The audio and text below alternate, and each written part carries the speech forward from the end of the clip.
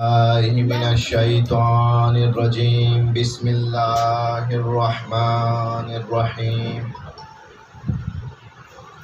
الحمد للہ الذی لا یبلغ مدحته القائلون ولا يحصي نعماءه العادون ولا يؤدي حقه المجتهدون الذي لا يدركه بعد الهمم ولا يناله غوث الفتن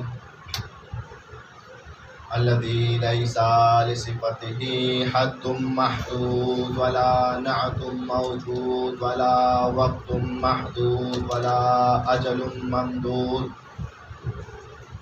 فطر الخلائق بقدرته ونشر الرياح برحمته وردد بالصخور ميدان أرضه الصلاة والسلام والتحية والإكرام على محبوب رب المشرقين والمغربين مولانا ومولى الكونين جد الحسن والحسين أبي القاسم محمد اللهم صل على محمد وآل محمد وعلى أهل بيته الأطيبين الأطهرين المعصومين المظلومين الذين أذهب الله عنهم الرجس وطهرهم تطهيرا اللهم صل على محمد وآل محمد ولعنة الله على أعدائهم وقتلتهم وغاصب حقوقهم ومنكر فضائلهم ومناقبهم أجمعين من يوم عداوتهم إلى قيام يوم الدين أما بعد قال الله الحكيم في كتابه الكريم بسم الله الرحمن الرحيم هل أتى على الإنسان حين من الدهر لم يكن شيئا مذكورا إنا خلقنا الإنسان من نطفة أمشاج نبتليه فجعلناه سميعا بصيرا إنا هديناه السبيل إما شاكرا وإما كفورا صلوات پڑھے محمد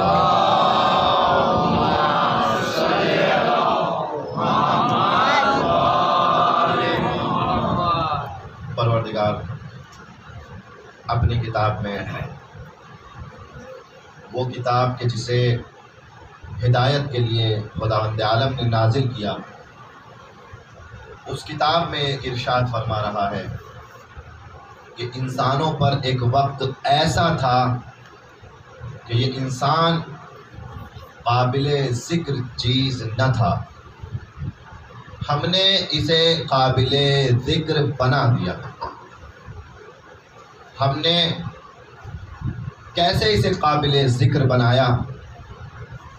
ہم نے سب سے پہلے اس کی ہدایت کا انتظام کیا، اسے سننے والا اور سمجھنے والا بنایا، سننے والا دیکھنے والا پہلے بنایا، بعد میں ہدایت کا انتظام اس کی کیا۔ پہلے سماعت دی، بصارت دی، سننے کی قوت و طاقت دی، دیکھنے کی قوت و طاقت دی، اور پھر بعد میں رہبروں کا انتظام کیا، ہادیوں کا انتظام کیا۔ آخر پروردگار عالم نے انتظام کیسے کیا؟ کیوں یہ انتظامات پروردگار عالم نے انجام دیے؟ اس لیے کہ پہلے سن کے اور دیکھ کے صحیح سے ہادیوں کو پہچان دے، اور پھر اس کے بعد اس ہدایت کے راستے پہ چلے کہ جس ہدایت پہ چلنے کا حکم دیا گیا ہے۔ ایک صلوات پڑھ دے محمد و آل محمد پر۔ اللہم صلی علی محمد و آل محمد۔ اسی قرآن مجید کی تلاوت کے لیے ایک بہت خوبصورت حدیث رسول اکرم کی زبان سے ارشاد ہوتی ہے۔ رسول ارشاد فرماتے ہیں نوروا بیوتکم بتلاوت القرآن، اپنے گھروں کو نورانی کرو قرآن مجید کی تلاوت کے ذریعے۔ اگر تم چاہتے ہو کہ تمہارے گھر میں خدا کی طرف سے نور آئے، اگر تم چاہتے ہو کہ تمہارا گھر منور ہو، تو اس میں قرآن مجید کی تلاوت ضرور ہونی چاہیے۔ نوروا بیوتکم بتلاوت القرآن، اپنے گھروں کو نورانی کرو قرآن مجید کی تلاوت کے ذریعے سے۔ اس حدیث کو اگر آپ غور سے دیکھیں تو رسول نے یہ نہیں کہا کہ اپنے گھر کو نورانی کرو، رسول نے کہا اپنے گھروں کو نورانی کرو۔ فقط گھر نہیں کہا بلکہ کہا اپنے گھروں کو نورانی کرو تلاوت قرآن کے ذریعے۔ تو میں پوچھوں گا یا رسول اللہ، یہاں پر گھر گھر نہیں کہا، یہ کیوں کہا کہ گھروں کو نورانی کرو، جبکہ ہمارے پاس زندگی میں اگر ہم محنت کرتے ہیں، مشقت کرتے ہیں، تو پوری زندگی میں ایک گھر بن پاتا ہے، ایک گھر بنتا ہے۔ لیکن آپ نے لفظ جو استعمال کیا گھروں کو نورانی کرو، تو گھر کم سے کم 3 گھر اس کے اندر موجود ہیں۔ گھروں کو نورانی کرو، کیونکہ عربی کا قاعدہ یہ ہے کہ جب جمع کا لفظ استعمال ہوتا ہے تو کم سے کم 3 کے لیے استعمال ہوتا ہے۔ رسول نے یہ نہیں کہا اپنے گھر کو نورانی کرو، رسول نے کہا اپنے گھروں کو نورانی کرو قرآن کی تلاوت کے ذریعے سے۔ تو آخر ہمارے 3 گھر کون سے ہیں؟ ہمارے پاس تو ایک گھر ہے کہ جس میں ہم رہتے ہیں۔ رسول خدا نے فرمایا ہر انسان کے پاس 3 گھر موجود ہیں، اور ان تینوں گھروں کو انسان قرآن کی تلاوت کے ذریعے سے نورانی کر سکتا ہے۔ میں پوچھوں گا کون سے 3 گھر موجود ہیں؟ کا پہلا وہ گھر کہ جس میں ہم اپنی زندگی گزارتے ہیں، دوسرا وہ گھر کہ جہاں مر کے جاتے ہیں ہماری قبر، اور تیسرا گھر ہمیں جنت میں پروردگار عالم دے گا۔ تو ہر مومن کے پاس 3 گھر موجود ہیں، دنیا کا گھر، قبر کا گھر، جنت کا گھر۔ اب رسول کی حدیث کو سمجھو، رسول نے کہا اپنے گھروں کو نورانی کرو قرآن کی تلاوت کے ذریعے سے۔ اس کا مطلب یہ ہے کہ دنیا کے گھر کو بھی نورانی کرنا، قبر کے گھر کو بھی نورانی کرنا، جنت کے گھر کو بھی نورانی کرنا، ایک قرآن مجید کی تلاوت کے ذریعے سے تینوں گھر منور ہو سکتے ہیں۔ اپنے گھروں کو منور کرو قرآن مجید کی تلاوت کے ذریعے سے۔ اور عزیزو، اسی قرآن مجید کے اندر پروردگار عالم ارشاد فرما رہا ہے کہ ہم نے ہدایت کا راستہ دکھا دیا، ہم نے ہدایت کے تمام جو کام ہماری طرف سے ہونے تھے وہ انجام دے دیے۔ ہادیوں کا انتظام ہو چکا، رہنماؤں کا انتظام ہو چکا، ہادیان برحق آ چکے۔ اب تمہاری ذمہ داری یہ ہے کہ تم ان ہادیان برحق کی اطاعت کرو، اور اطاعت کرنے کے بعد میں سب سے پہلی منزل یہ ہے کہ تم انہیں تسلیم کرو۔ پہلے علی کو تسلیم کرو، پھر علی کی اطاعت کرو۔ حسن کو تسلیم کرو، پھر حسن کی اطاعت کرو۔ حسین کو تسلیم کرو، پھر حسین کی اطاعت کرو۔ آج محرم کی شب ہے، حضرت ابوالفضل عباس کا ذکر ہونا ہے۔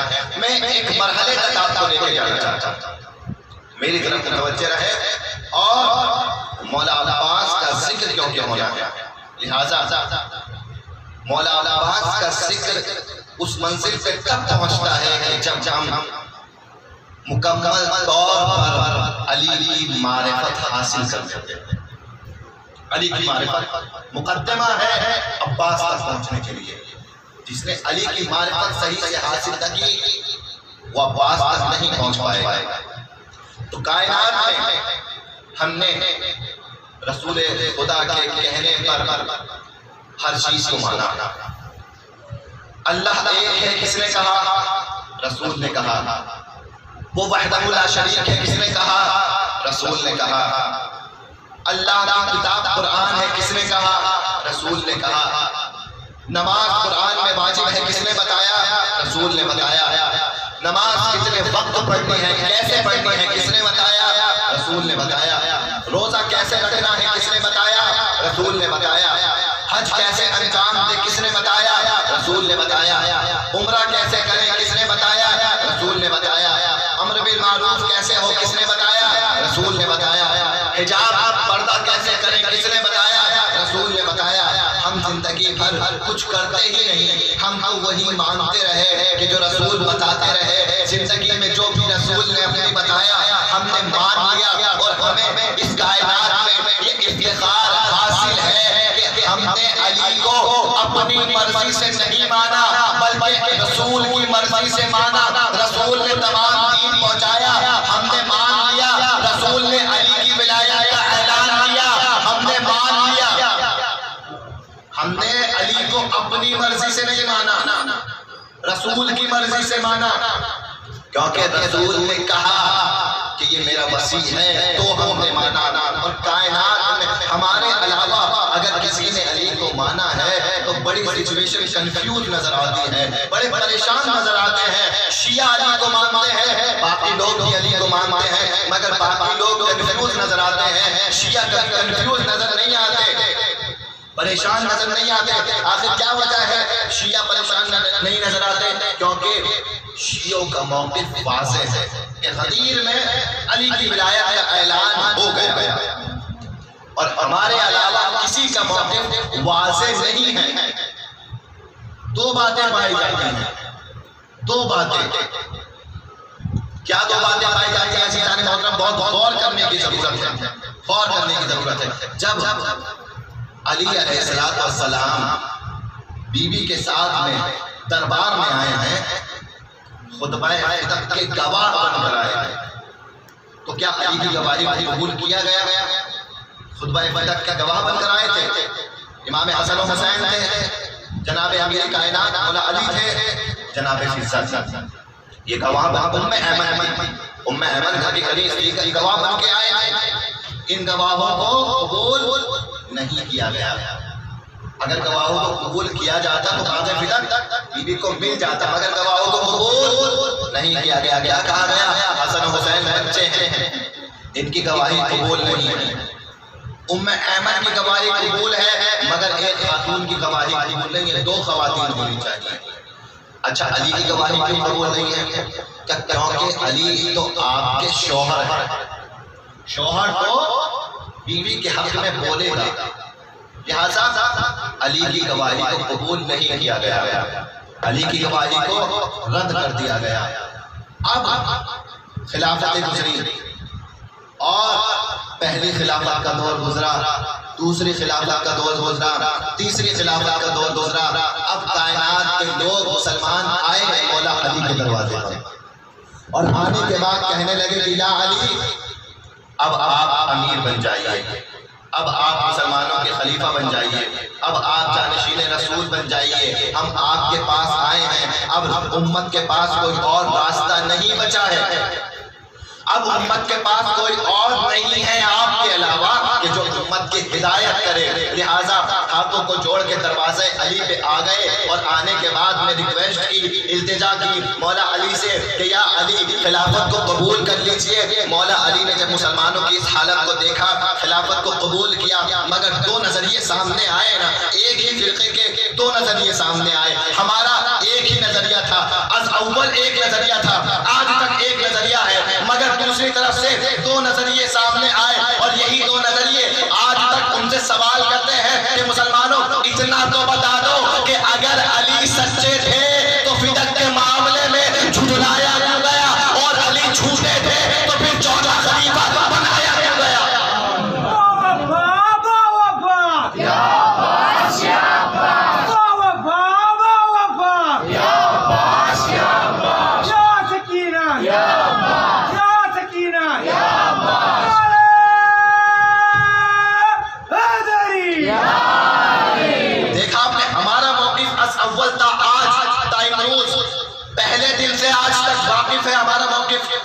علی جانشین رسول، مگر دوسری طرف سے دو موقف ہو گئے۔ اگر علی سچے تھے تو دربار میں جھٹلایا گیا، اور معاذ اللہ اگر جھٹلا دیا تھا تو پھر اس کو خلیفہ بنایا گیا۔ موقف ایک ہونا چاہیے۔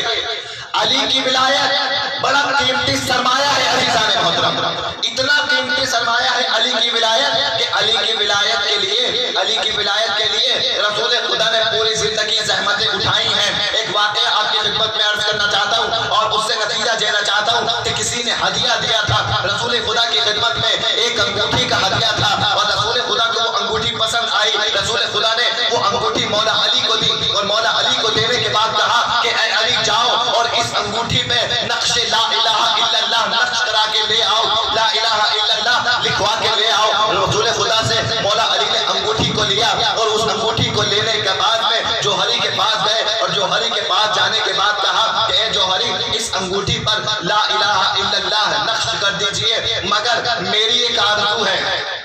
علی نے کہا میری ایک آرزو ہے۔ کہا کیا آرزو ہے؟ کہا رسول نے کہا ہے اس انگوٹھی میں لا الہ الا اللہ لکھ دینا، میں چاہتا ہوں لا الہ الا اللہ کے ساتھ محمد رسول اللہ بھی لکھ دینا۔ یہ کہہ کے علی نے جوہری کو انگوٹھی دے دی، جوہری نے انگوٹھی لے لی، اور اگلے دن جب مولائے کائنات انگوٹھی کو لینے گئے واپس، تو اب جو دیکھا تو انگوٹھی میں 2 نہیں 3 فقرے لکھے ہوئے تھے، لا الہ الا اللہ محمد رسول اللہ علی ولی اللہ۔ انگوٹھی کو لینے کے بعد میں علی حیرانی کے عالم میں رسول کے پاس واپس آئے۔ رسول خدا نے انگوٹھی کو دیکھا، علی انگوٹھی کو دیکھ کے کہا یا علی میں نے تو لا الہ الا اللہ لکھنے کو کہا تھا۔ کہا رسول اللہ میں نے آپ نے کہا تھا لا الہ الا اللہ لکھ کے لانا۔ کہا کیوں کہا تھا؟ کہا اس لیے کہا تھا کیونکہ لا الہ الا اللہ رسول کو بہت پسند ہے۔ یا رسول اللہ میں جا رہا تھا اور میں نے لا الہ الا اللہ لکھوا دیا، مگر میں نے ایک اور جملہ اضافی کرایا محمد رسول اللہ۔ کیوں؟ کہا اس لیے کہ مجھے محمد رسول اللہ بہت پسند ہے۔ کہا یہ علی ولی اللہ کہاں سے آیا؟ کہا یا رسول اللہ آپ بہتر جانتے ہیں، خدا بہتر جانتا ہے۔ جبریل نازل ہوئے، اور نازل ہونے کے بعد کہا کہ اے رسول خدا آپ کو سلام کہتا ہے، اور خدا یہ پیغام میرے ذریعے سے آپ تک پہنچوا رہا ہے کہ لا الہ الا اللہ اس لیے لکھوایا گیا کہ یا رسول اللہ آپ کو پسند تھا، محمد رسول اللہ اس لیے لکھوایا گیا کہ علی کو پسند تھا، اور علی ولی اللہ میرے ذریعے خدا نے اس لیے لکھوایا کہ یہ جملہ خدا کو بہت پسند ہے۔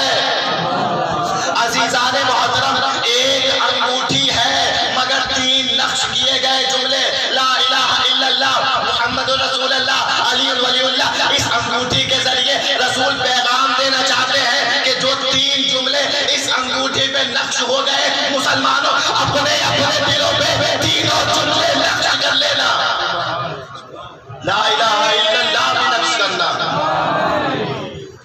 محمد رسول اللہ بھی نقش کرنا، اپنے دلوں پہ نقش کرنا، اور علی ولی اللہ بھی نقش کرنا۔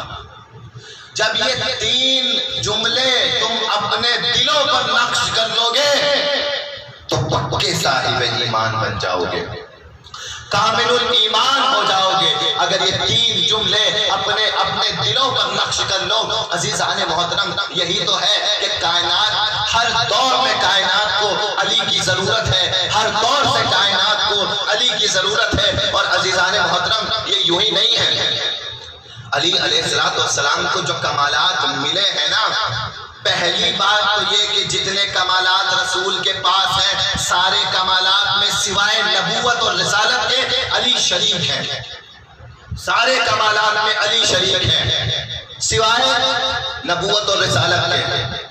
اسی لیے تو فرمایا یا علی انت منی بمنزلت ہارون من موسیٰ، اے علی تمہاری اور میری مثال ایسی ہی ہے کہ جیسے ہارون کے ساتھ میں موسیٰ کی مثال دی، الا انہ لا نبی بعدی، بجائے فقط فرق یہ ہے کہ میرے بعد کوئی پیغمبر نہیں ہے، موسیٰ کے بعد پیغمبر تھے، میرے بعد کوئی پیغمبر نہیں ہے۔ یا رسول اللہ آپ اور علی ہیں اور مثال دے رہے ہیں موسیٰ اور ہارون کی، موسیٰ اور ہارون کی مثال کیوں دے رہے ہیں؟ کیا وجہ ہے موسیٰ اور ہارون کی مثال دینے میں؟ موسیٰ اور ہارون کی مثال جانتے ہیں کیوں دی علی؟ رسول خدا نے علی کے لیے، اے علی تمہاری مثال میرے لیے وہی ہے کہ جو موسیٰ کے لیے ہارون کی تھی، تاکہ تاریخ یاد دلائے مسلمانوں کو کہ مسلمانوں جب موسیٰ کوہ طور پہ گئے تھے 30 راتوں کے لیے تو کسے جانشین بنایا تھا؟ اپنا جانشین اپنی امت میں موسیٰ کسے بنا کے آئے تھے؟ کہ ہارون کو بنا کے آئے تھے۔ کیوں بنا کے آئے تھے؟ جانشین کی ضرورت کیا تھی موسیٰ کو؟ کہ بتا رہے تھے نا کہ موسیٰ 30 دنوں کے لیے کوہ طور پہ جا رہے ہیں مگر اپنی امت کو بغیر جانشین کے چھوڑ کے نہیں جا رہے، تو جو موسیٰ 30 دنوں کے لیے کوہ طور پہ جائے اس کو 30 دنوں کے لیے جانشین کی ضرورت ہے۔ اگر رسول اس دنیا سے پردہ کر رہے ہو تو کیا رسول کو جانشین کی ضرورت نہیں ہے؟ وہ 30 دنوں کے لیے جا رہے ہیں تو جانشین بنا کے جا رہے ہیں۔ اس کے بعد کیا ہوا؟ جانشین بنا کے گئے مگر کیا ہوا؟ جانشین کی بات نہیں مانی، ہارون کی بات نہیں مانی بنی اسرائیل نے اور گاؤں پرستی شروع ہو گئی۔ ہارون کی بات نہیں مانی، بھٹک گئی امت۔ موسیٰ واپس آئے، دیکھا امت کا حال خراب ہو گیا، میری قوم بھٹک گئی ہے، رائے ہدایت سے منحرف ہو چکے ہیں۔ ایک مرتبہ ناراض ہوئے اور ناراض ہونے کے بعد غضبناک ہونے کے بعد میں دعا کی کہ پروردگار یہ کیا ہو گیا؟ آخر مسئلہ کیا تھا؟ کہ مسئلہ یہی تھا کہ امت گمراہ اس لیے ہوئی تھی کہ بنائے ہوئے خدا کے بنائے ہوئے ایک جانشین کی بات اس امت نے نہیں مانی۔ بنی اسرائیل نے ایک بنائے ہوئے جانشین کی، ہارون کی بات نہیں مانی، گمراہ ہو گئی۔ کیا ہوا؟ رائے ہدایت سے منحرف ہو گئی۔ رسول خدا نے اس لیے کہا ہے کہ میں اپنا جانشین اپنے بعد علی کو بنا کے جا رہا ہوں، کہیں ایسا نہ ہو جیسے بنی اسرائیل موسیٰ کے بعد گمراہ ہو گئی تھی، تم بھی گمراہ ہو جاؤ۔ دیکھو علی کی مثال ہارون جیسی ہے، علی کا کچھ نہیں بگڑے گا، علی کا کوئی نقصان نہیں ہوگا، لیکن میرے بعد اگر تم نے علی کی پیروی کی تو کامیاب ہو جاؤ گے، اور اگر علی کو چھوڑا تو منحرف ہو جاؤ گے۔ میرے بعد اطاعت کرنا تو علی کی اطاعت کرنا، اور سارے کمالات دکھا دیے، سارے کمالات دکھا دیے۔ انت منی بمنزلت ہارون من موسیٰ بھی کہا، انت اخی فی الدنیا والآخرہ بھی کہا، تمام کمالات دکھا دیے۔ اور عزیزان محترم سب سے بڑا کمال مولائے کائنات کی زندگی میں جو ہمیں نظر آتا ہے وہ کیا ہے؟ داماد رسول تو علی ہیں، یہ بھی ایک فضیلت ہے، اور علی کے پاس کچھ ایسی فضیلتیں ہیں کہ کائنات میں از اول تا آخر کسی کے پاس وہ فضیلتیں موجود نہیں ہیں۔ میں گنواتا چلا جاؤں، آپ اقرار کرتے چلے جائیں کہ علی کے پاس جو فضیلت ہے کیا کسی اور کے پاس وہ فضیلت ہے؟ کیا وہ کسی اور کے پاس نہیں پائی جاتی؟ علی وہ کہ جو خانہ کعبہ میں پیدا ہوئے، خانہ کعبہ میں نہ علی سے پہلے کوئی پیدا ہوا نہ علی کے بعد کوئی پیدا ہوا۔ علی وہ کہ جس کی شہادت مسجد میں ہوئی، علی وہ کہ جو داماد پیغمبر بنے، علی وہ کہ جو جنت کی شہزادی کے شوہر بنے، علی وہ کہ جو ڈوبتے ہوئے سورج کو پلٹا دے، علی وہ کہ جو بدر میں آئے تو فاتح بدر بن جائے، احد میں آئے تو فاتح احد بن جائے، خیبر میں جائے تو در خیبر کو اکھاڑ دے، خندق میں جائے تو عمرو ابن عبدود کو پچھاڑ دے۔ عزیزان محترم تمام کائنات مل کے حیران ہے کہ ایک علی ہے مگر اس میں ساری فضیلتیں ایسی ہیں کہ اس کے علاوہ کسی کے اندر وہ فضیلتیں موجود نہیں ہیں۔ اس کے بعد میں آپ دیکھیں کہ تاریخ اسلام میں جو ایک سب سے بڑی فضیلت ہوتی تھی وہ تھی علمداری کی فضیلت، سب سے بڑی فضیلت ہوتی تھی۔ سب سے پہلے پرچم اسلام جو بنایا ہے، اسلام کا پرچم جو بنایا ہے، کس نے بنایا ہے؟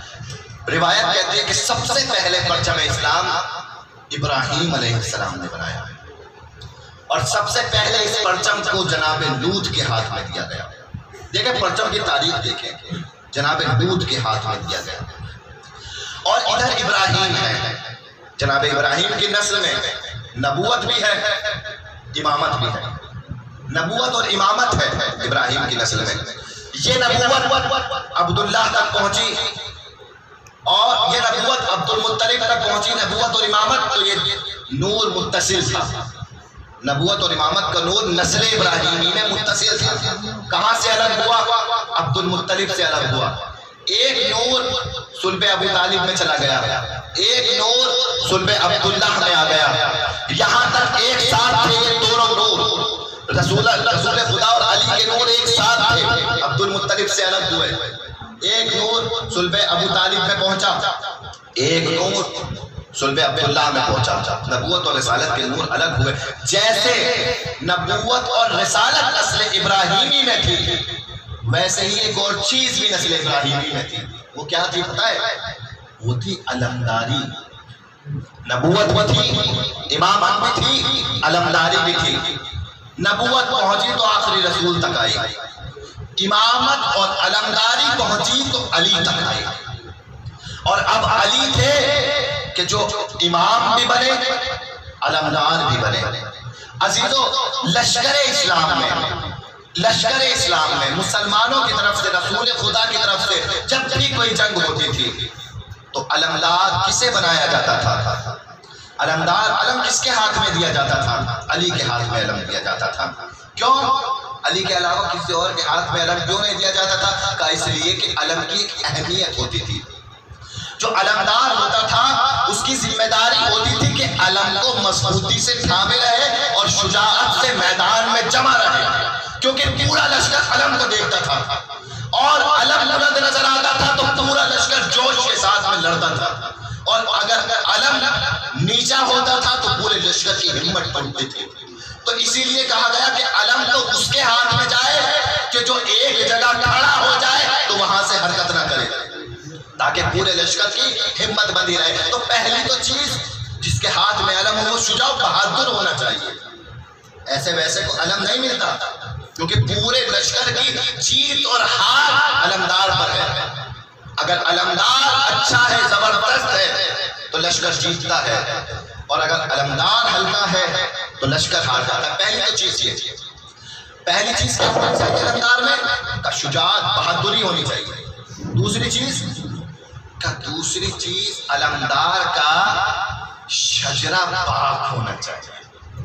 قسم خدا کی بڑی اہم بات بتا رہا ہوں۔ کیوں؟ کیونکہ عرب کا دستور تھا، جب بھی کسی کے ہاتھ میں علم ہوتا تھا اور اپنا تعارف کراتا تھا تو کہتا تھا میں فلاں ابن فلاں ابن فلاں ابن فلاں ابن فلاں۔ جب شجرہ نسب پاک ہوتا تھا تب میدان میں آ کے کہتا تھا نا۔ اب اگر سوچئے کوئی ایسا چلا جائے جو 3-4 کے بعد رک کے خود کنفیوز ہو جائے تو وہ علمدار بن سکتا تھا؟ نہیں بن سکتا تھا۔ کہ علمدار کی دوسری صفت یہ ہونی چاہیے کہ اس کا سلسلہ نسب پاک ہو، کہ میدان میں جا کے جب رد پڑے تو اپنے سلسلوں کو بیان کرے۔ اور علی ہیں کہ جو کہہ سکتے ہیں میں علی ابن ابی طالب ابن ابو عبد المطلب تا ابراہیم کوئی سلسلہ حذف نہیں ہو سکتا۔ تو یہ دوسری چیز، پہلی چیز شجاع اور بہادر ہونے چاہیے علمدار، دوسری چیز سلسلہ نسب پاک ہونا چاہیے، تیسری چیز جو علمدار کے اندر ہوتی ہے وہ کیا ہوتی ہے؟ جب جنگ ہوتی تھی تو اکثر مجاہد، اکثر لڑنے والے جنگجو یہ سوچتے تھے کہ ادھر ادھر کے لوگوں کو قتل کرنے کے بجائے علم کی طرف بڑھو اور علمدار کو قتل کر دو۔ اگر علمدار مارا گیا تو جیتنا آسان ہو جائے گا، اور اگر علمدار نہ مارا گیا تو پھر آخر تک لڑنا پڑے گا۔ اب علمدار ایسا ہونا چاہیے کہ کوئی چاہ کر بھی اس کی طرف تلوار دے کے نہ بڑھ سکے، کوئی چاہ کر بھی اس کی طرف تلوار دے کے نہ بڑھ سکے۔ بدر کی جنگ ہوئی، علمدار علی کو بنایا گیا، بدر فتح ہو گئی۔ احد کی جنگ ہوئی، علمدار علی کو بنایا گیا۔ علی ہیں کہ جن کے ہاتھوں میں علم ہے اور ہر جنگ کو فتح کرتے چلے جا رہے ہیں۔ احد ہوئی، بدر ہوئی، خندق ہوئی، علی علمدار رہے۔ ہر جنگ میں علی کی علمداری رہی، اور علی کی علمداری کی وجہ سے ہر جنگ اسلام نے جیتی ہے۔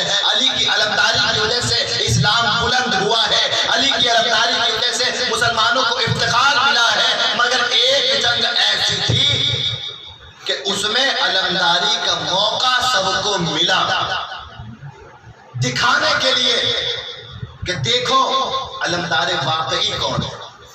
سب کو ملا۔ کتنے دنوں تک ملا موقع؟ 39 دن تک موقع ملا تھا، اور اس 39 دن میں روایت پڑھ رہا تھا میں، پہلے بھی گئے تھے، دوسرے بھی گئے تھے علم لے کے، مگر خیبر فتح نہ ہو پایا۔ 39 دن گزر گئے، 39 دن گزر گئے، 40ویں کی رات تھی، اور 40ویں کی رات تھی، بڑی عجیب و غریب رات تھی، صحابہ میں سناٹا چھایا ہوا تھا۔ رسول خدا منبر پہ گئے اور جانے کے بعد میں خطبہ دیا، اور خطبہ دینے کے بعد ارشاد فرمایا کہ دیکھو 39 دن ہو چکے، خیبر فتح نہیں ہوا، اب بس لیمٹ کراس ہو گئی، اب حجت تمام ہو گئی، سب کو آزما کے دیکھا جا چکا، علمداری کسی کے بس کی بات نہیں ہے، اب لہٰذا میں کل علم اس کو دوں گا تو مرد ہوگا، جرار ہوگا، غیر فرمان ہوگا، خدا اور رسول کو دو سمجھتا ہوگا۔ کل علم اس کو دوں گا جو مرد ہوگا، جرار ہوگا، غیر فرار ہوگا، وہ خدا اور رسول کو دوست رکھتا ہوگا، خدا اور رسول اسے دوست رکھتے ہوں گے، اللہ اس کے ہاتھوں پر فتح نصیب کرے گا۔ عزیزان محترم، اب تو افتخار کی بات آ گئی تھی نا، اب تو یہ بڑا ہونے کی بات آ گئی تھی، تو بڑے بڑے رسولوں کو، شاید بڑے بڑے اصحاب کو یہ خدشہ رہا کہ شاید کل علم مجھے مل جائے گا، شاید کل علم مجھے مل جائے گا، شاید رسول مجھے علم نہیں دیں گے۔ ہر کسی کے دل میں ارمان تھے کہ مجھے علم مل جائے، مجھے علم مل جائے، مجھے علم مل جائے، مگر جب 40واں دن آیا، 40واں دن تھا خیبر کا، رسول خدا کی نظریں اصحاب کو دیکھ رہی تھی کہ اصحاب میں کوئی ایسا نظر آئے کہ جسے علم دے سکے، اصحاب میں کوئی نظر نہ آیا، سارے اصحاب بے چین تھے، رسول خدا علم کس کو دیں گے؟ ایک مرتبہ رسول نے کہا ناد علی مظہر العجائب، اے میرے صحابیوں اتنا تو بتاؤ علی کہاں ہے؟ صحابیوں نے کہا یا رسول اللہ آنکھوں میں ورم آیا ہوا ہے، آنکھوں میں تکلیف ہے، خیمے میں تشریف فرما ہے۔ کہا علی کو بلایا جائے، علی کو بلایا گیا، یا علی حال کیسا ہے؟ یا علی حال کیسا ہے؟ کہا آنکھوں میں تکلیف ہے۔ ایک مرتبہ اپنے لعاب دہن کو علی کی آنکھوں میں لگایا، علی کی آنکھیں شفا یاب ہوئی۔ ایک مرتبہ جیسے ہی علی کی آنکھیں شفا یاب ہوئی، رسول خدا نے علم کو لیا، علم کو لینے کے بعد میں علی کے ہاتھوں میں دیا اور کہا جاؤ علی خیبر کو فتح کر کے آؤ۔ میں کہوں گا آخر علی کے علاوہ کسی اور کو علم کیوں نہیں دیا؟ کہ اس لیے نہیں دیا کہ علی کے علاوہ کسی اور کے بازوؤں میں اتنی طاقت نہیں تھی کہ خیبر کا دروازہ اکھاڑ لیتا۔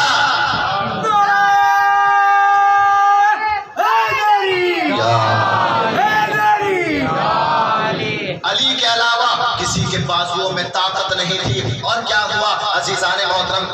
خیبر کو فتح کرنے سے پہلے خیبر کا دروازہ بڑا وزنی دروازہ تھا، خیبر کا دروازہ بند کر دیا گیا، سن لیا تھا کہ علی آ رہے ہیں، دروازہ بند، کوئی اندر نہیں آ سکتا۔ 39 دنوں تک دروازہ بند نہیں تھا خیبر کا، لشکر اسلام سے سپاہی اندر جاتے تھے پھر فرار کر کے باہر آ جاتے تھے، دروازہ بند نہیں ہوا تھا۔ لیکن خیبر والے بھی بڑے چالاک تھے، 40ویں دن جب سنا علی آ رہے ہیں دروازہ بند کر دیا اور اندر چھپ گئے۔ مولا علی نے کہا اچھا دروازہ بند کرتے ہو، اس کا بھی راستہ میرے پاس ہے، 2 انگلیاں مولا علی نے دروازے خیبر کی چولوں میں ڈالی اور ہلکی سی حرکت تھی، 2 انگلیوں کی طاقت تھی کہ دروازہ خیبر جسے 80 لوگ کھولا کرتے تھے، 80 لوگ بند کیا کرتے تھے، علی کی 2 انگلیوں پہ بلند ہو گیا۔ اب علی کی جب 2 انگلیوں پہ بلند ہو گیا، لشکر یہود حیران رہ گیا، یہ کیا ہوا؟ در خیبر اکھاڑ لیا گیا، در خیبر اکھاڑا، راستہ بھی کھل گیا۔ علی نے در خیبر کو اپنی ڈھال بنایا، اس کے بعد پل کی طرح سے در خیبر کو بچھا دیا گیا، مسلمان کا لشکر اندر گیا، سارے مسلمان لشکر دشمنوں کے لشکر پر ٹوٹ پڑے۔ مولا علی گئے، 2 بھائی تھے، مرحب انتر، 2 بھائی تھے۔ انتر تو فرار کر گیا، انتر کا کوئی نام نہیں، بھاگ گیا، علی کا نام سنتے ہی۔ مرحب بیچارہ بچ گیا۔ اب مرحب بچا بھی کیوں پتا ہے؟ مرحب کو اپنے اوپر بڑا غرور تھا۔ ایک مرتبہ مرحب رہ گیا، آتا ہے مرحب علی کے سامنے، اور علی کے سامنے آنے کے بعد میں رجز پڑھتا ہے، تعریف بیان کرتا ہے اپنی، میں وہ ہوں جس کی ماں نے اس کا نام مرحب رکھا، رجز ہے یہ؟ میری ماں نے میرا نام مرحب رکھا، میں وہ ہوں کہ جس کی تلوار کی جھنجھناہٹ سے بڑے بڑے بہادر کانپتے ہیں، میں وہ ہوں کہ جس کی شجاعت کا قصہ خواتین اپنے بچوں کو سناتی ہیں۔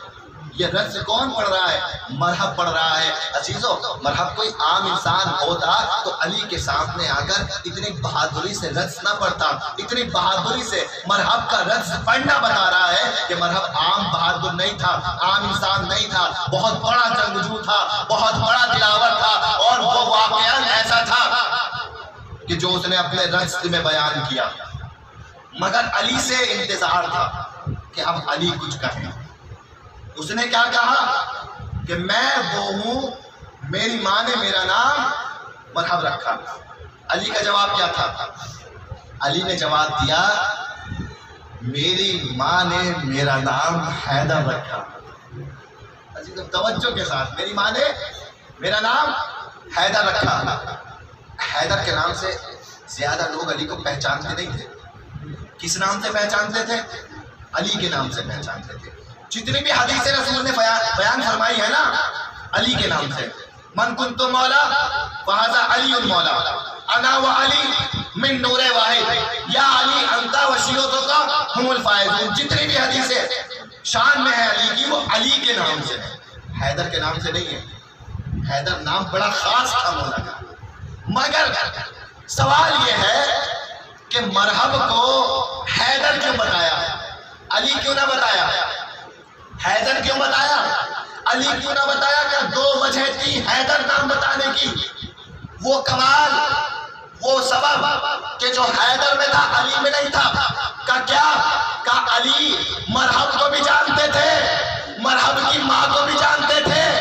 علی علم غیب رکھتے تھے نا۔ کہا ایک مرتبہ کا میری ماں نے میرا نام حیدر رکھا، مرحب دو قدم پیچھے ہٹ گیا۔ میں پوچھوں گا کیوں پیچھے ہٹ گیا؟ کہا مجھے اپنی ماں کی وصیت یاد آ گئی، مرحب کسی سے بھی لڑنا، حیدر کے مقابلے میں مت جانا۔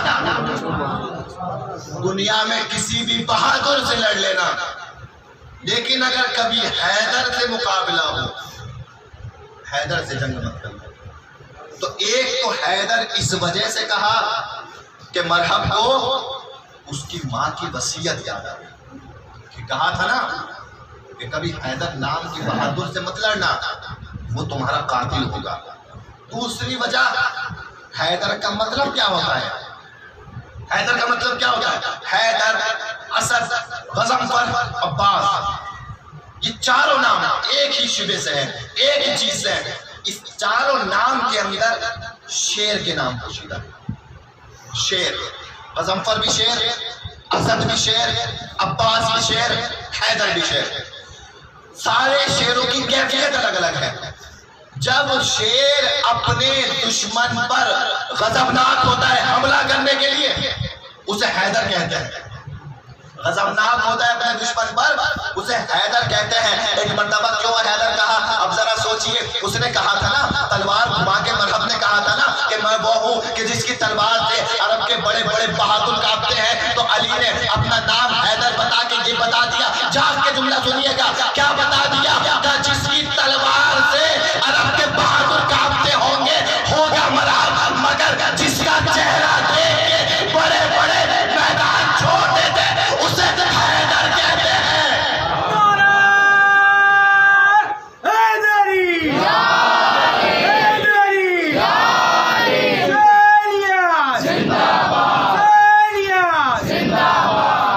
بتائیں کتنا بھی بڑا بہادر ہو، شیر کو دیکھ لے گا تو میدان میں رکے گا؟ نہیں رکے گا۔ تلواروں کو دکھا کر جو لوگوں کو ڈرائے مرحب ہو سکتا ہے، مگر جس کا شیر جیسا چہرہ دیکھ کر بڑے بڑے میدان سے بھاگ جائے اسے حیدر کہتے ہیں۔ پیچھے ہٹ گیا دو قدم، میں نہیں لڑوں گا۔ اب کیوں لڑا پھر؟ کہ حضرت شیطان نے کان میں پھونک مار دی اور کیا کہا؟ اے شیطان بڑا خبیث ہے، جب بھی بہکایا کسی کو اسی طریقے سے دھوکہ دے کے بہکایا ہے۔ بہت سی مثالیں ایسی ہیں۔ کیا کہتا ہے کان میں؟ تو پیچھے ہٹ گیا، کیوں پیچھے ہٹ گیا, کیوں نہیں لڑتا؟ کہ میری ماں نے کہا تھا حیدر سے کبھی مت لڑنا. کون سا یہ حیدر؟ وہی حیدر ہوگا کہ جس کو تیری ماں نے کہا تھا. بہت حیدر ہوتے ہیں زمانے میں, یقین کر یہ وہ حیدر نہیں ہے کہ جس کی وصیت کی تھی. وہ حیدر نہیں ہے. تو جنگ کر اور تو فتح یاب ہوگا. ادھر شیطان نے کان میں پھونک ماری, مرحب آگے بڑھا. ادھر مرحب کی تلوار چلی, ادھر حیدر کے کرار کی تلوار چلی. مرحب اور حیدر دونوں آمنے سامنے.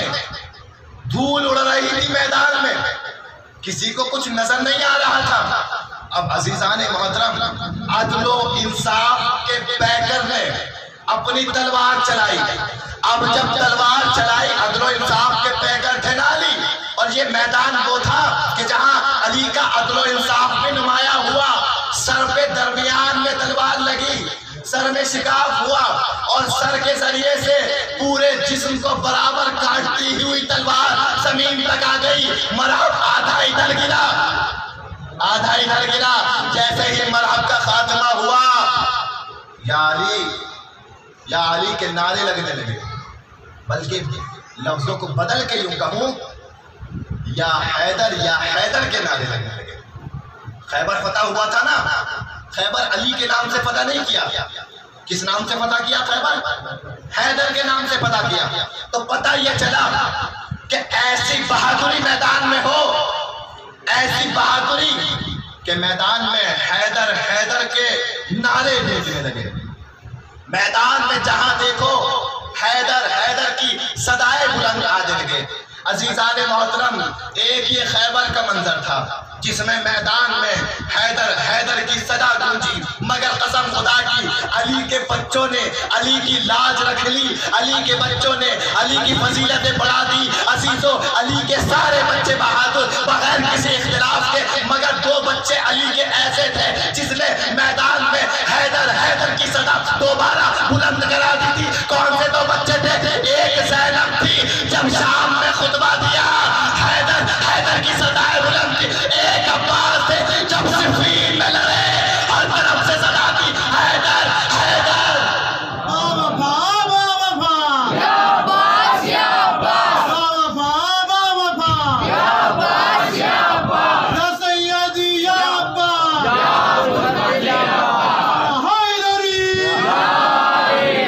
دو بچے تھے جنہوں نے حیدر یاد دلایا لوگوں کو. شام میں زینب بولی, بول کے حیدر یاد دلایا. صفین میں تلوار چلا کے عباس نے حیدر یاد دلایا. اور عزیزان محترم, خیبر کی علمداری یاد رکھیے گا. اب صفین کے میدان کو دیکھیے. صفین کے میدان میں گھمسان کی جنگ ہے. فرق یہ ہے کہ خیبر یہودیوں سے مقابلہ تھا, صفین مسلمانوں سے, ظاہری مسلمانوں سے مقابلہ ہے. اب ادھر جب مقابلہ ہے, گھمسان کی جنگ ہے صفین کے اندر. اب صفین میں ایک مرتبہ ایک بہادر آ گیا اور رجز پڑھنے لگا, کیا کوئی میرے مقابلے میں آئے گا؟ علماء پڑھتے ہیں کہ صفین کے میدان میں مولا نے کہا کہ اب میرا بیٹا لڑنے جائے گا, اب میرا بیٹا لڑنے جائے گا. لوگ سمجھ رہے تھے کہ شاید حسین جائیں گے, حسن جائیں گے. کون سا بیٹا جائے گا؟ کہ حسن و حسین تو مباہلے کے میدان سے رسول کے بیٹے ہیں, یہاں میرا بیٹا میدان میں جائے گا. اور ایسے ہی نہیں بھیجا عباس کو, عزیزوں بلایا, اپنا لباس عباس کے زیب تن کیا, اپنا امامہ عباس کو پہنایا, ذوالفقار عباس کو دی, اپنے ہاتھوں سے عباس کو تیار کیا. عزیزو, تیار کرنا کمال نہیں ہے. رسول نے بھی اپنا امامہ علی کو پہنایا تھا. کب؟ خندق کے میدان میں اپنے ہاتھوں سے تیار کیا تھا. صفین میں علی نے عباس کو اپنے ہاتھوں سے تیار کیا. تیار کرنے میں کمال نہیں تھا, مگر کمال کہاں تھا؟ کمال اس میں تھا کہ جب عباس نے حیدر کرار کا لباس رزم پہنا تو کوئی پہچان نہ پایا کہ یہ کون ہے. کوئی پہچان نہ پایا. عباس ہے, میدان میں گئے. اور ایک اور بات روایت میں ہے, اس کو یاد رکھیے گا, علی کے علاوہ کسی کو نہیں پتا تھا میدان میں کون جا رہا. کیوں نہیں پتا تھا پتا ہے؟ ایک نقاب چہرے پر ڈالی تھی. کیوں نقاب ڈالی تھی؟ علی بتانا چاہتے تھے کہ کوئی عام انسان نہیں ہے, یہ قمر بنی ہاشم ہے. قمر بنی ہاشم ہے, چاند ہے بنی ہاشم کا. نقاب ڈالی تھی چہرے پہ. علی کے علاوہ یہ راز کوئی نہیں جانتا تھا. وہ جو جا رہا تھا نا, اب مولا عباس پڑھے. مولا عباس نے پڑھنے کے بعد میں پہلے طلب کیا ہے کوئی مقابلے کو آئے. ابن شاشا بہت بڑا بہادر, بہت بڑا جنگجو, امیر شام نے کہا جاؤ مقابلے میں. ابن شاشا نے کہا یہ نوجوان اس کے مقابلے میں میں جاؤں, پہلے یہ پوچھو یہ کون ہے. عباس نے کہا میں جو بھی ہوں, تم آؤ مقابلے پہ. میں نہیں بتاؤں گا میں کون ہوں, میری تلوار بتائے گی میں کون ہوں. آؤ مقابلے پہ. ابن شاشا نے کہا میں کیوں جاؤں, میں اسے جانتا نہیں, پہچانتا نہیں, کون ہے, کیسا ہے. جب جانتا نہیں تو میرے لیے توہین ہے کہ میں جاؤں. 7 بیٹے تھے روایت کہتی ہے, کہ میرے بیٹے جائیں گے. بیٹوں کو بھیجا, ایک جاتا تھا واصل جہنم ہوتا تھا, دوسرا گیا واصل جہنم, تیسرا گیا واصل جہنم, چوتھا گیا واصل جہنم. جب سارے کے سارے بیٹوں کو واصل جہنم کر دیا, اب سمجھ میں نہ آیا یہ کون ہے. ایک مرتبہ ابن شاشا میدان میں آیا. جب میدان میں ابن شاشا اپنی تلوار کو چلاتا ہوا آیا کہ آخر کون ہے تو, اتنا تو بتا دے. اب اس کا ہاتھ عباس کی طرف آگے بڑھتا, پہلے تو ہاتھ پہ حملہ کیا, اس کے بعد سر قلم کر کے مولا عباس نے اپنے گھوڑے کو واپس مولا کے خیمے کی طرف دوڑایا. اب عباس اپنا کام تمام کر چکے. سارے لشکر میں حیرانی ہے. کیوں حیرانی ہے؟ لشکر میں کہا کہ بھائی یہ صحیح نہیں ہوا. حیدر میدان میں آ گئے, ہمیں بتایا نہیں. حیدر میدان میں آ گئے, سارے کے سارے یہی کہہ رہے تھے کہ یہ حیدر میدان میں کیسے آ گئے, علی میدان میں کیسے آ گئے. ایک مرتبہ جب یہ علی, یہ 13 برس کا علی اپنے بابا کے پاس میں پہنچا ہے, ایک مرتبہ علی نے چہرے کو دکھایا, اب جو نقاوت آیا کہ مرحبا عباس, آج زمانے کو بتا دیا کہ تو علی کا بیٹا ہے. لباس اتارا, بس کافی ہے عباس, زمانے نے تیری شجاعت کو دیکھ لیا. اب تیری شجاعت اتنی صفین کے لیے کافی ہے. مولا عباس نے واپس بلایا ہے. اور عزیزان محترم, جب واپس بلایا ہے نا مولا عباس نے, کیا وجہ دیا پھر اتنا منظر دکھانا, اتنا سا منظر دکھایا. اگر چھوڑ دیا ہوتا مولا عباس کو پورے لشکر کے لیے تو نام و نشان نہ ملتا لشکر امیر شام کا. مگر مقصد علی جانتے تھے, ہدف علی جانتے تھے. فقط ایک منظر دکھایا عباس کی جنگ کا, اور اس کے بعد واپس بلا لیا خیمے میں. اور یہ کہا کہ دیکھو وہ افتخار جس کا مالک علی ہے, وہ افتخار ابھی اپنی معراج کو نہیں پہنچا. علمداری ابراہیم سے چلی تھی, علی نے علمداری کی, ہر جنگ علی کی علمداری میں جیتی گئی, اسلام کے لشکر میں جیتی ہے. مگر ابھی علمداری عروج پہ نہیں پہنچی. عروج پہ یہ علمداری کب پہنچے گی؟ علی نے مصلی پہ بیٹھ کے تبھی تو مانگا ہے, خدایا ایک ایسا بیٹا عطا کر کے جس کے ہاتھوں میں جب علم جائے تو علمداری کو عروج حاصل ہو, علمداری تا قیامت زندہ و جاوید ہو جائے. عزیزو, کربلا سے پہلے تک علمداری ایک عام سی بات ہوتی تھی, لیکن جب یہ علمداری کربلا میں آئی ہے تو خاص ہو گئی ہے. اور پھر کربلا کے میدان میں جب عباس کے ہاتھوں میں علم پہنچا ہے نا, عباس کے ہاتھوں میں علم پہنچا ہے, تو نہ جانے کیا کمال کے ہاتھ تھے اور کیا کمال کا کردار تھا عباس کا کردار, کہ زمانہ یاد رکھ رہا ہے آج تک کہ لوگ بھول جاتے ہیں باتوں کو, لیکن آج تک کوئی عباس کے علم کو نہیں بھولا. ہر کوئی عباس کے علم کو تھامے ہوئے ہے. ایسی علمداری کی ہے عباس نے کربلا کے میدان میں. مثال ایک آپ کی خدمت میں پیش کروں، علمدار کا کیا کام ہوتا ہے۔ علماء یہاں پر لکھتے ہیں کہ 70,000 کا لشکر یزید کا ہے، روایت میں لاکھ سے بھی اوپر ہے، 1.25 کا لشکر ہے۔ مگر امام حسین کے لشکر میں کتنے لوگ ہیں؟ 72 لوگ ہیں۔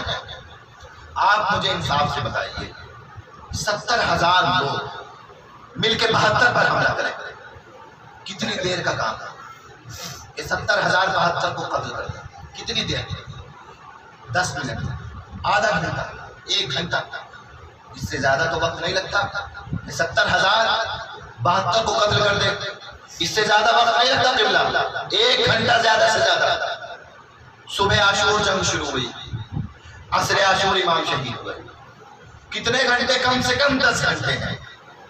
یہ 72 سپاہی کہ جو قاعدتاً 1 گھنٹہ ہی لڑ سکتے تھے، وہ 10 گھنٹے کیسے لڑ لیے؟ کیسے لڑ لیے 10 گھنٹے 8 گھنٹے کیسے لڑ لیے؟ کہا لڑے نہیں ہیں، لڑوایا گیا، لڑے نہیں ہیں۔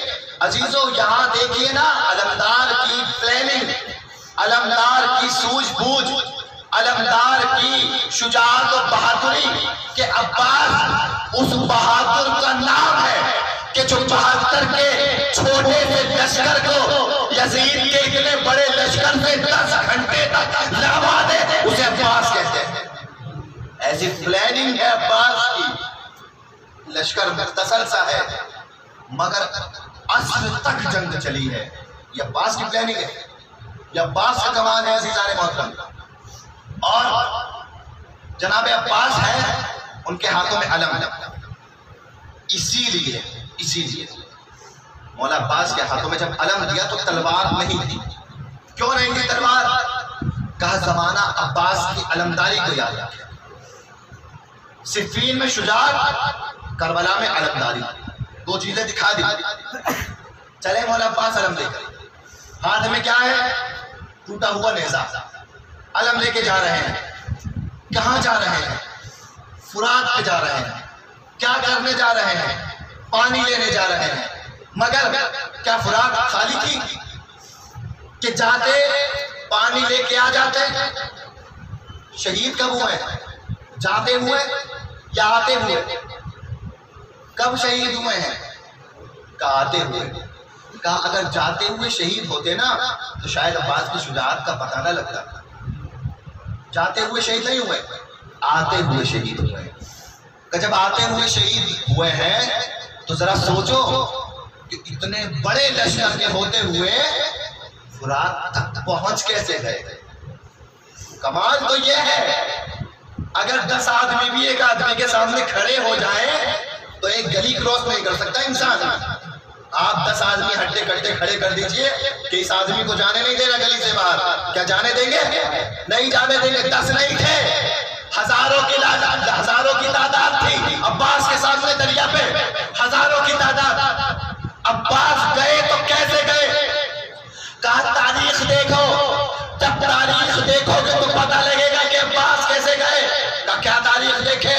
کہا تاریخ میں 2 دریا کا تذکرہ ملتا ہے، ایک دریائے نیل، ایک دریائے فرات۔ اسلام کی تاریخ میں 2 دریا ہیں، ایک دریائے نیل، ایک دریائے فرات۔ دریائے نیل میں بھی راستہ بنا تھا، کیسے راستہ بنا تھا؟ اللہ کا ایک ولی تھا جس کے ہاتھ میں عصا تھا، جب فرعون کا لشکر پیچھے سے آیا نا تو موسیٰ نے دریا پہ عصا مارا، اب جب دریا پہ عصا مارا تو دریا 2 حصوں میں بٹا، راستہ بن گیا، موسیٰ کا لشکر پار ہو گیا۔ کیا تاریخ دیکھو، تاریخ اپنے آپ کو دہراتی ہے۔ اب ذرا اس دریا سے کربلا کے دریا تک آؤ تو سمجھ میں آئے گا کہ عباس کسے کہتے ہیں۔ بس سمجھو کہ جو عصا کے ذریعے سے دریا میں راستہ بناتا ہے اسے موسیٰ کہتے ہیں، جو اپنی نگاہوں کی ہیبت سے لشکر یزید میں راستہ چھوڑ دے اسے عباس کہتے ہیں۔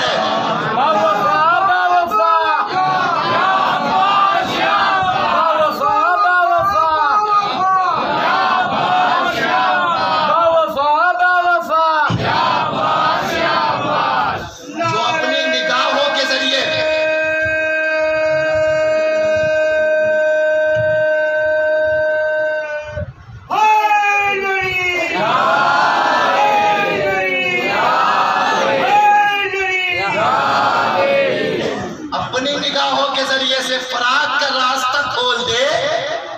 وہ ہے عباس. اتنے ہزاروں کا لشکر ہے، اتنے ہزاروں کا لشکر ہے، مگر جیسے ہی جو دیکھتا ہے عباس کو آتا ہوا کنار ہٹتے چلے جاتا ہے، سائیڈ ہوتا چلا جاتا ہے. عباس کو آنے دو، عباس کو آنے دو. اگر تلوار ہوتی ہاتھوں میں تو میں کہہ دیتا کہ تلوار دیکھ کے راستہ کھلا ہے. کمال یہ ہے کہ تلوار بھی ہاتھوں میں نہیں ہے. تو خیبر یاد کرو نا، علی نے کہا تھا شیر جب آتا ہے ہتھیار کی ضرورت نہیں ہوتی، چہرہ دیکھ کے ادھر میدان سے بھاگ جاتے ہیں.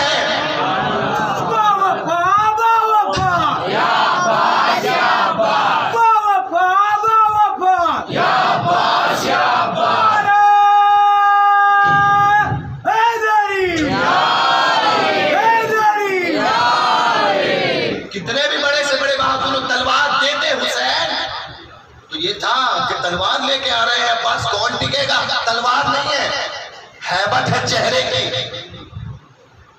فقط راستہ نہیں لیا، دریا بھی لیا، دریا بھی لیا. کبھی کبھی کسی مصرے کو سن کے دل بہت خوش ہو جاتا ہے، بہت خوش ہو جاتا ہے. کسی نے یہ نوحے میں مصرع لکھا ہے نا، دریا ہے ہمارا، تو بڑا خوش ہوتا ہے دل اس مصرے کو دیکھ کے. کیوں خوش ہوتا ہے عزیزوں؟ کیوں خوش ہوتا ہے بتائیں کیا وجہ ہے آخر؟ لوگ کہتے ہیں مولا عباس نے چلو میں پانی کیوں اٹھایا؟ کیوں اٹھایا؟ کیوں اٹھایا؟ یہ تو کسی کو بتایا نہیں، کسی کو نہیں بتایا. کیا عباس نے کسی کو بتایا کہ میں نے اس لیے اٹھایا کہ مجھے پانی پینا تھا؟ جب کسی کو بتایا نہیں تو اس کا مطلب پانی پینے کے لیے نہیں اٹھایا. کیوں اٹھایا؟ سوال ہے نا کیوں اٹھایا؟ مگر پانی چلو میں اٹھایا اور لشکر نے دیکھا کہ عباس نے چلو میں جا کے پانی کو اٹھایا. میں کہوں گا اٹھانے کی ضرورت کیا ہے عباس؟ اے میرے مولا، اے میرے آقا، سکینہ کی مشق لائے ہیں نا، مشق تو بھرے، خیموں میں چلے جائیں. یہ اٹھا کیوں رہے ہیں ہاتھوں میں پانی کو؟ پانی کو اٹھا کیوں رہے ہیں؟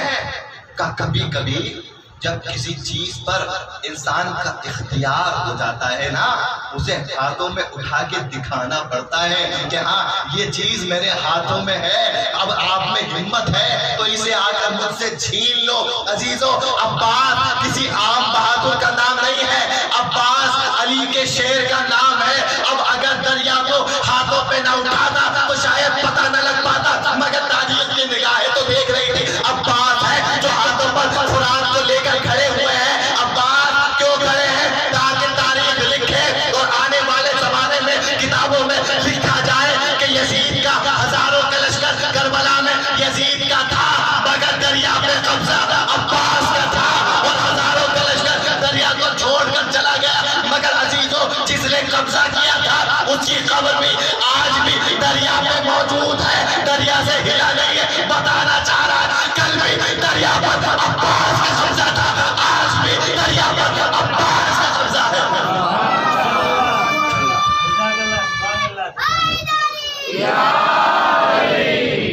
ہمت تھی کسی میں تو قبر عباس کو ہٹا دے. قوت پروردگار، لا فتح الا علی، لا سیف الا ذوالفقار. نعرہ حیدری،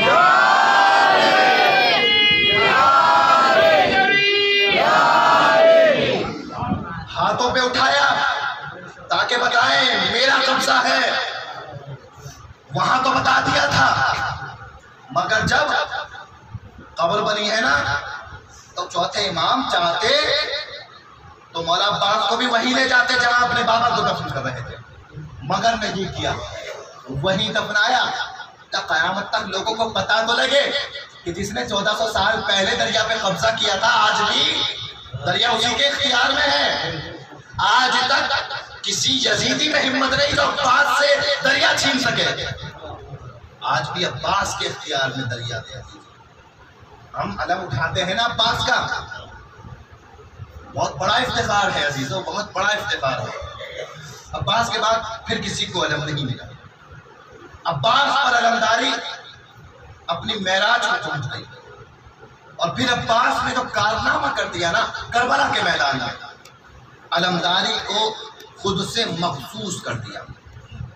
نوجوانوں، مولا عباس کے پرچم کو اٹھانا، مگر ایک اور بات مولا عباس کے حوالے سے یاد رکھنا کہ عباس اسے کہتے ہیں نا کہ جس کے ہاتھ میں پرچم ہے اسلام کا، مگر اطاعت حسین کی طرف ہے۔ اتنے بہادر ہیں، اتنے شجاع ہیں، مگر اپنی مرضی سے کوئی کام کربلا میں نہیں کیا، کوئی کام اپنی مرضی سے نہیں کیا۔ از اول مدینے سے چلے مکہ پہنچے، مکے سے چلے کربلا پہنچے، ایک روایت نہیں ملتی کہ عباس نے حسین سے کہا ہو مولا ایسا کر لیتے ہیں، کچھ نہیں ملتا۔ روایت کہتی ہے مدینے سے نکلتے ہوئے لوگوں نے مشورے دیے امام حسین کو، آقا مت جائیے کربلا، خطرہ ہے، مت جائیے۔ عباس نے کبھی کوئی مشورہ دیا؟ نہیں دیا۔ کوفے سے نکلتے ہوئے مشورے، مکے سے نکلتے ہوئے مشورے دیے، مت جائیے۔ عباس نے مشورہ نہیں دیا۔ میں پوچھوں گا عباس کوئی مشورہ تو دے دو مولا کو، آپ مولا کے ساتھ موجود ہو، کوئی ایک بات بول دو، آپ بھی ساتھ میں ہو۔ کہا عباس بتانا یہ چاہتے ہیں کہ جب کوئی صاحب اختیار ساتھ میں ہو وہاں اطاعت کی جاتی ہے، مشورہ نہیں دیا جاتا، وہاں اطاعت کی جاتی ہے، اور مکمل اطاعت کا پیکر بنے عباس کہ چھٹے امام نے فرمایا المطیع للہ ولرسولہ قد جاہدت وصبرت حتی اتاک الیقین۔ یہ مطیع ہے، اللہ کا بھی مطیع، رسول کا بھی مطیع۔ رسول کے مطیع کیسے ہو گئے مولا عباس؟ رسول کی تو اطاعت نہیں کی کبھی، رسول کی کبھی اطاعت کی؟ اطاعت تو تب کرتے جب رسول کی زندگی میں مولا عباس ہوتے۔ جب مولا عباس کی ولادت ہوئی تو رسول تو زندہ نہیں ہے، آخر اب رسول کی اطاعت کیسے کی؟ اطاعت کیسے ہوئی؟ کہ فرزند رسول کی اطاعت کی ہے، حسین کی اطاعت کی ہے، اور بتایا ہے کہ دیکھو کربلا کے میدان میں جو حسین کی اطاعت کرے وہی رسول کی اطاعت کرے گا۔ یہ سمجھ رہے تھے یزیدی لشکر کہ ہم رسول کی اطاعت کرنے والے ہیں، کہ نہیں؟ یہ دیکھو حسین کی اطاعت کون کر رہا ہے۔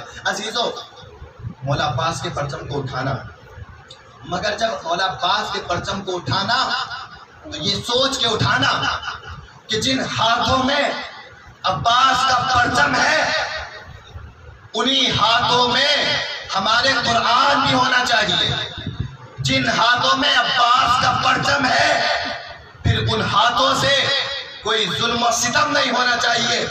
اگر ہاتھ میں پرچم عباس آ گیا ہے تو وجود میں کردار عباس بھی آنا چاہیے۔ ہاتھ میں اگر پرچم عباس ہے وجود میں کردار عباس بھی ہو، رفتار عباس بھی ہو، گفتار عباس بھی ہو۔ یہ مسئلہ نہیں ہے کہ ہاتھ میں پرچم عباس ہے اور کردار عباس ہے ہی نہیں وجود میں، نہیں عزیزو۔ ہاتھ میں اگر عباس کا پرچم ہو تو وجود میں عباس کا کردار ہو، اور عباس کا کردار سب سے پہلے جو چیز انسان کو سکھاتا ہے وہ بھائی سے محبت اور بھائی سے وفاداری ہے۔ ایک عباس کا پرچم اٹھانے والا اپنے بھائی کا دشمن تو نہیں ہو سکتا، یا ہو سکتا ہے؟ نہیں ہو سکتا عزیز۔ کیوں؟ کیونکہ یہی تو درس کربلا میں دیا ہے نا عباس نے۔ کربلا میں سب ہیں اپنی جگہ پر، سب ہیں، مگر بھائی کون ہے؟ بھائی دیکھے کون ہے؟ اپنی جان کو بھائی پر فدا کیا ہے عباس نے۔ کتنی سخت ہے عباس کی مصیبت، اسی بات سے تصور کیجئے کہ جب مولا عباس آتے ہیں اور آنے کے بعد میں اپنے آقا حسین سے میدان میں جانے کی اجازت مانگتے ہیں۔ عزیزو، ایک گزارش کروں گا، عباس کا ماتم ہے، عباس کی مجلس ہے۔ میرے امام کہتے ہیں، آخری امام کہتے ہیں کہ جہاں عباس کے مصائب ہوتے ہیں تو عباس پر رونے کے لیے میں خود وہاں تشریف لاتا ہوں۔ بھائی کو بھائی کا پرسہ دل کھول کے دینا، آج رونے میں کمی نہیں ہونی چاہیے. آج عباس کے مصائب ہونے ہیں, آج ابو الفضل کے مصائب ہونے ہیں عزیزوں.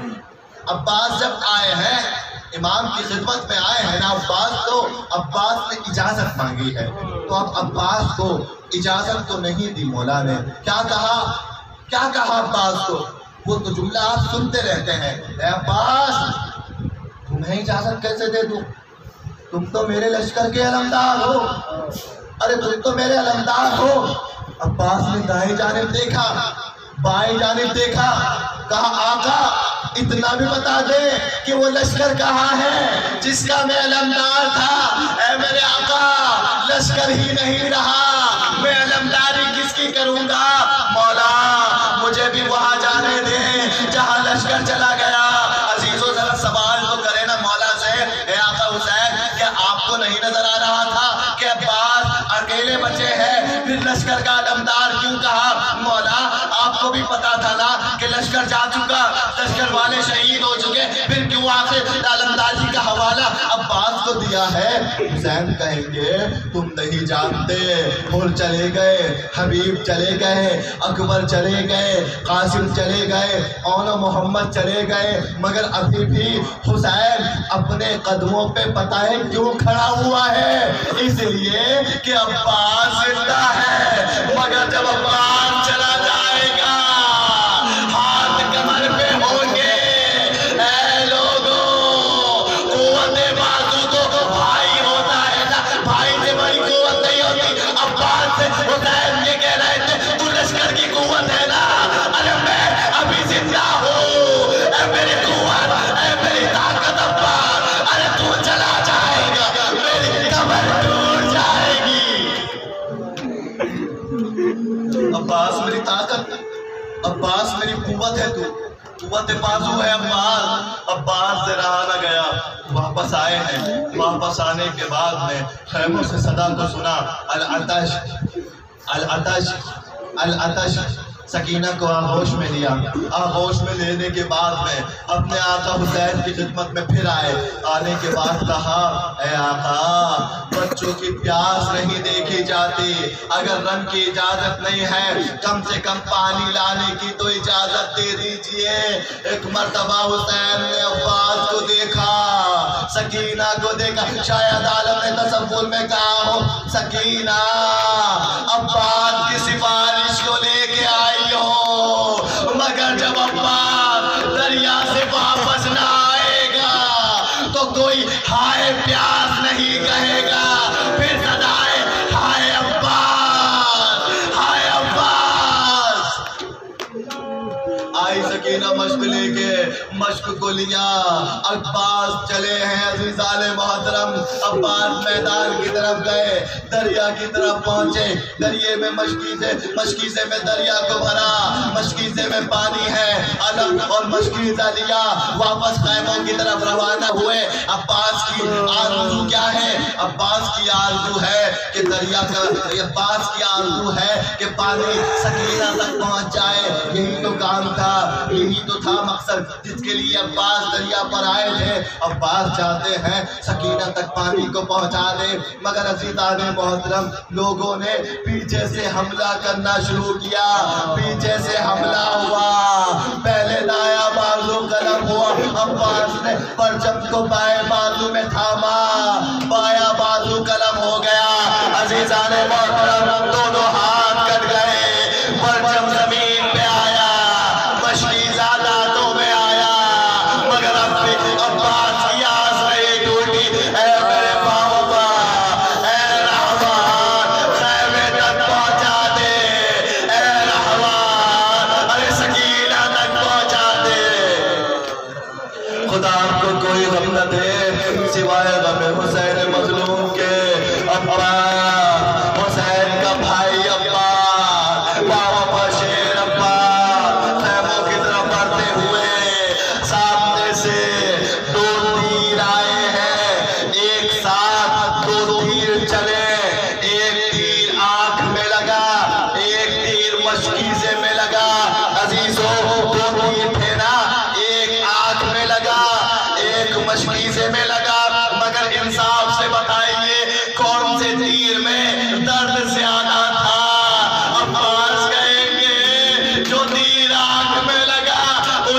इतना दर्द न था मगर जो मशकीज़े में लगा, इतना दर्द था। अब्बास ने कहा ऐ मेरे रहमान, अब ख़ैमों की तरफ जाने की जरूरत नहीं, मुझे दरिया की तरफ ले चल। आए पानी बह गया, अब्बास की आरज़ू पानी के साथ। तीर के दर्द, अब्बास के आंखों वाले तीर में दर्द न था, मशकीज़े वाले तीर में बड़ा दर्द था। अब जो मुड़े हैं ना अब्बास एक मर्तबा, अब अब्बास टूट गए, अब अब्बास बिखर गए। और अज़ीज़ाने मोहतरम इसी असना में अब्बास के सर पे एक बुर्ज लगा, अब्बास से सफला न गया। एक आलिम दीन ने ना जब ये रिवायत पढ़ी तो बड़ा अजीब हाल हुआ, कहने लगे मैं कैसे समझ लूं अब्बास के सर पे बुर्ज लगा। अब्बास कितने बुलंद क़ामत थे, कौन इसमें हिम्मत थी कि अब्बास के सर पे बुर्ज को मारता। इसी आलम में जब रात को सोए है ना, ख्वाब में अब्बास आ गए। अब्बास ने पूछा ऐ मेरे ज़ाकिर, मेरे ज़ाकिर किस बात पे तुझे शक है, किस बात में तुझे शक है? उसने कहा मौला मुझे इस बात में शक है कि आपके सर पे बुर्ज लगा तो कैसे लगा, आप तो इतने बुलंद क़ामत थे। अजीजों ये वो मसाइब है कि जो खुद मौला अब्बास ने ख्वाब में आके बताए हैं। कहा मैं बताऊं तुझे मेरे बुर्ज कैसे लगा? कहा बताए क़िबला कैसे लगा? कहा जब आंखों में तीर था ना, एक दिन का भी अगर आंख में चला जाए तो इतना तरफ जाता है। सोचिए जिसकी आंखों में तीर हो, अब जब बात झुके और झुके घुटनों से तीर निकालना चाहते थे, अब जैसे ही अब्बास ने सर झुकाया सारे अब्बास के सर पे लगा। अब्बास ने कहा ऐ आका, गुलाम का सलाम, घोड़े से जमीन पे अज़ीज़ाने मोहतरम सदाएं सबकी सुनी, सबकी आवाज हुसैन ने सुनी, मगर न जाने क़यामत की आवाज कैसी आवाज थी। अब्बास की आवाज देखेगा, अब्बास की आवाज हुसैन के कानों में आई, अब्बास की आवाज हुसैन के कानों में आई। हुसैन के हाथ कमर पे गए, कमर झुकी, अब्बास मेरी कमर टूट गई, अब्बास अब चला नहीं जाता। ना जाने कैसी आवाज थी, हुसैन की कमर को तोड़ दिया। अल्लाह इनका सरासरी मेरे भैया, अरे मेरी कमर टूट चुकी है, मैं कैसे आऊं एक मर्तबा। ना जाने कैसे हुसैन चलते चलते अब्बास के किनारे पे पहुंचे, अब्बास के किनारे बैठ गए। मेरे भैया, मेरे भैया अब्बास कैसी हालत है, कैसी हालत है। अब्बास का बदन तड़पने लगा, अब्बास तड़पने लगे, अब्बास बेचैन होने लगे। हुसैन समझ गए, अब्बास की बेचैनी को समझे, क्या बेचैनी है। हुसैन समझ गए अब्बास, अरे समझ रहा हूँ आज तक जब भी पास में हुसैन आया है ना, एहतराम पे खड़े हुए हो, मगर आज हाथ कलम हो चुके। गुलाम खड़ा होके इस्तकबाल न कर सका। अब्बास अरे कुछ कहना चाहते हो अब्बास? भाई का पुरसा दे लो अजीजों, भाई को भाई का पुरसा दे लो। आका पहली बार आपकी ज़ियारत की थी, आका दमे आखिर आपकी ज़ियारत करना चाहता हूँ। हुसैन ने आंखों से तीर को निकाला, खून को साफ किया, अब्बास ने चेहरे की ज़ियारत की। अब्बास एक आरज़ू मेरी भी पूरी करते जाओ। का क्या आरज़ू आका? का हुसैन भी कुछ मांगना चाहता है। एक भाई ने एक भाई से क्या कहा, एक भाई ने एक भाई से कहा अब्बास एक बार मुझे भाई कह के बुलाओ, हाय अम्मा की वसीयत। अब्बास कभी भाई ना कहना, आका कहना का अम्मा की वसीयत है। का हुसैन चाहता है ना, हुसैन चाहता है भाई कहो। एक मरतबा ना जाने कितना सख्त था अब्बास के लिए भाई कहना। इधर सवाल से भैया निकला, रूह निकल गई। हाय मेरा गाजी, हाय मेरा अब्बास।